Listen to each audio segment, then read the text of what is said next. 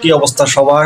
Champions লিগের সেমিফাইনালে second লেগে মুখোমুখি হতে যাচ্ছে আজ রাত 1টার সময় পিএসজি ভার্সেস বায়ার্ন মিউনিখ। এই ম্যাচটি বায়ার্ন মিউনিখের ঘরের মাটিতে অনুষ্ঠিত হতে যাচ্ছে। পিএসজিতে ফার্স্ট লেগে 5-4 গোলের ওই ম্যাচটা আমার চোখে এখনো লেগে আছে, জাস্ট অসাম ছিল। আজকেও হয়তো গোল বন্যায় বয়ে যাবে এই ম্যাচটা। আসলে গতকালকে অ্যাথলেটিকো মাদ্রিদ ভার্সেস আর্সেনালের ম্যাচ দেখে আমি খুব বেশি বোরিং ফিল করছিলাম, বাট আজকে আমি এই ম্যাচটা দেখে নিজেকে আবার ফিরে পেতে চাই। মোট কথা হয়েছে যে বায়ার্ন মিউনিখের ঘরের মাটিতে পিএসজি এখানে যাওয়ার পরে একটা গোলের লিড নিয়ে সে কি ফাইনালে যেতে পারবে মনে হয়?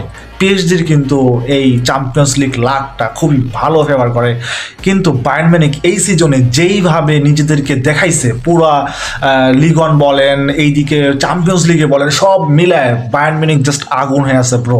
এখানে বায়ার্ন মিউনিখকে থামানোর মতো ক্ষমতা পিএসজির আছে বলে আমার মনে হয় না, বাট পিএসজি যে কোনো কিছু করে ফেলতে পারে।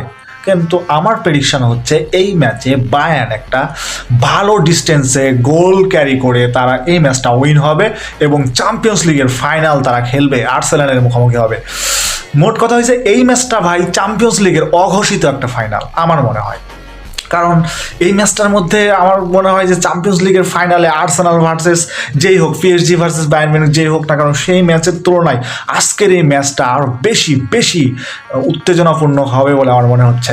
এখন আপনাদের আপনাদের প্রেডিকশনটা কমেন্ট বক্সে অবশ্যই জানাই দিবেন।